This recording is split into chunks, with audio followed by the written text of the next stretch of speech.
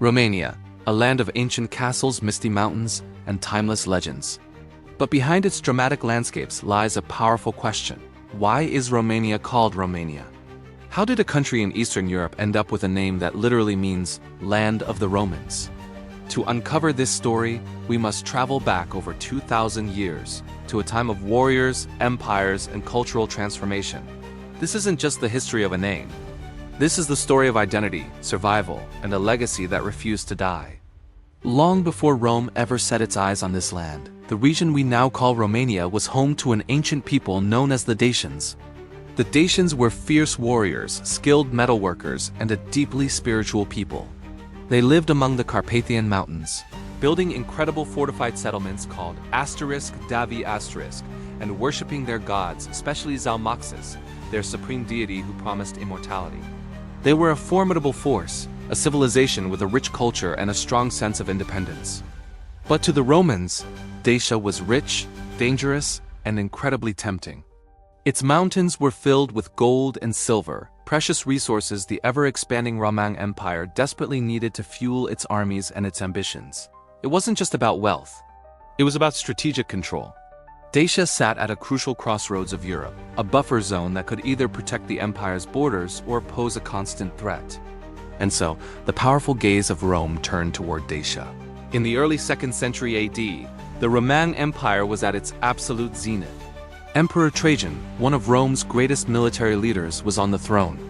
He was a brilliant strategist and a relentless commander, and he saw the conquest of Dacia as both a necessity and a crowning achievement for his reign.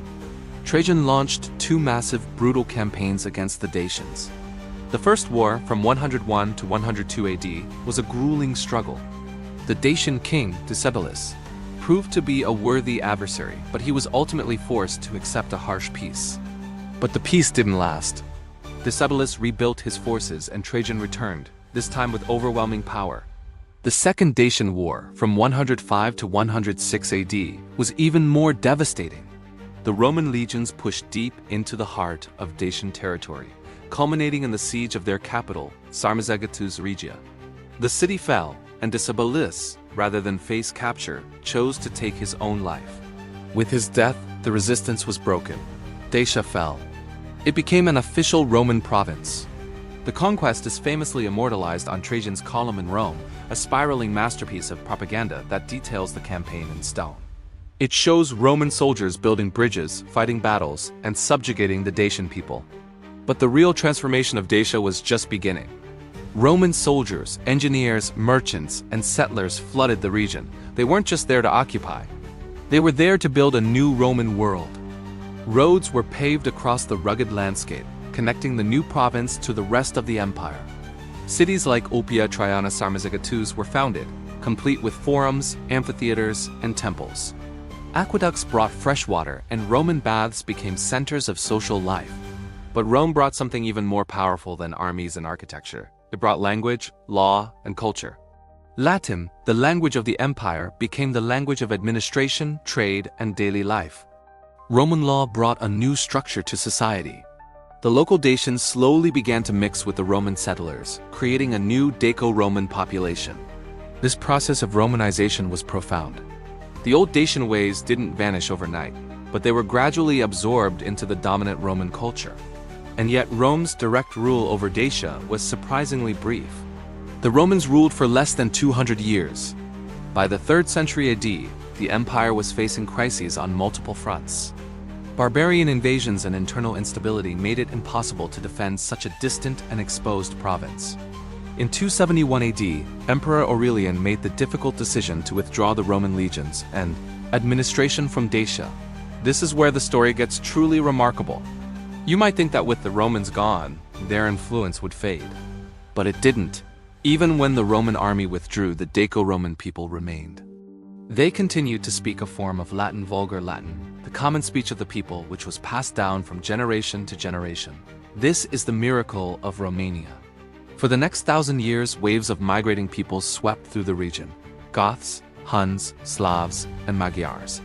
The area was a chaotic vortex of cultures and languages.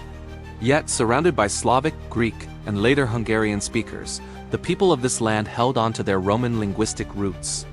They became a Latin island in a Slavic sea. The Latin word Romanus meant a citizen of Rome. Over centuries, as languages naturally evolve, that word slowly transformed in the local dialect. Romanus became Roman, and the land where these people lived became known as Romania, literally, the land of the Romans. It wasn't a name given to them by outsiders. It was a name they kept for themselves.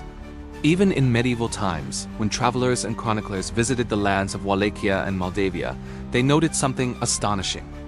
The locals referred to themselves as Romani, or Romans, not because they lived in the city of Rome, but because they remembered who they came from. Their language was a living testament to their heritage. This self-identity survived invasions, migrations, and the rise and fall of countless empires. It was a thread of continuity woven through a millennium of turmoil. Throughout the Middle Ages, the land that is now Romania was divided into different principalities, most famously Wallachia, Moldavia, and Transylvania. Think of Dracula's Wallachia, Stephen the Great's Moldavia, and the contested lands of Transylvania.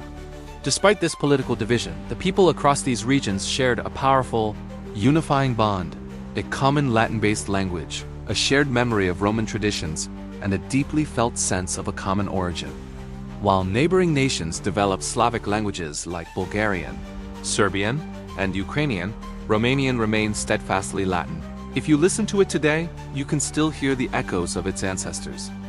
Words for basic concepts sound remarkably familiar to anyone who knows Italian, Spanish, or French. This linguistic uniqueness made Romania a true outlier in Eastern Europe, a cultural bridge between the Latin West and the Slavic East.